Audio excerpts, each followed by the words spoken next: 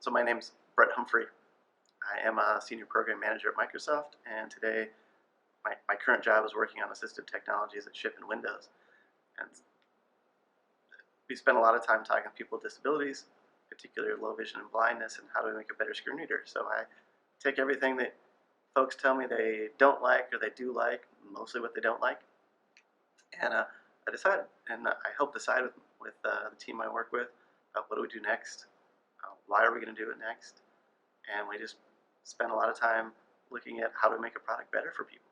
So every day I get to go into work and I go, what's a better way to build screen reading?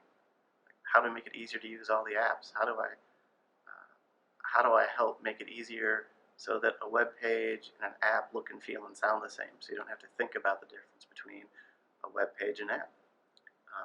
Really, how do I make everyday users' life simpler?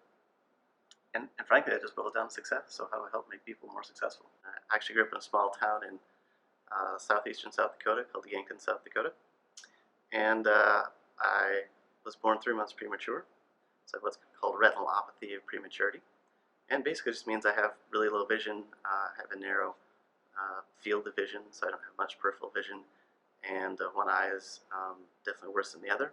So it's really hard for me to read, so I use magnification and screen reading to kind of offset that. Well, when it came to college, I mean, I had to disclose for me to be successful. Like literally, I flunked out, almost flunked out of, let me be more specific, I did flunk out of my first semester. And so without disclosure and having the conversation with the Dean of Students office, I had no shot at being successful.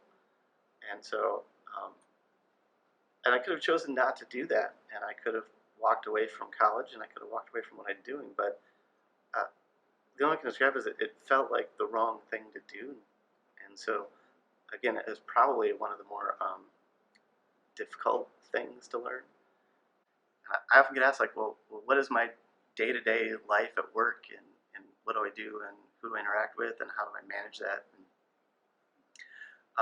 really, my daily task is I get to go into work and work on what are the next set of problems that we want to solve. How do we make Windows easier to use? And that's me working with a really large team. We have about probably 30 plus people total I work with, during a week.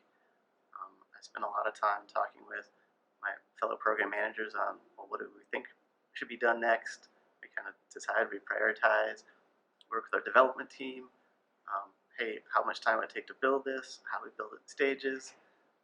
And I spend a lot of time also working with a bunch of folks around Microsoft that are designing applications.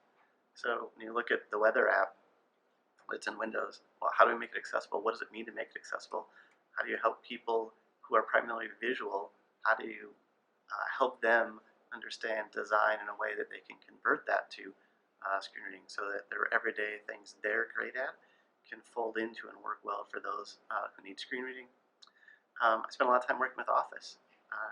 It's a great opportunity to sit down and spend a lot of time working with folks that work on Word and OneNote, Excel, and like, hey, how do we continue to do a better job of making these easier to use for folks who are blind, who need screen reading technology, who are low vision and still need screen reading to help them hear and more quickly consume information. So yeah, I get to walk around every day and talk to people about where we're at, what are we doing next, why are we doing it, work with folks on how we're going to do it. Spend a lot of time just getting to work with people across Microsoft to go, let's just continue to make things better. So that's kind of what I do.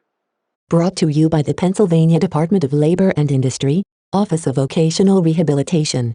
Contact OVR at 800-442-6351 or ovrfeedback@pa.gov.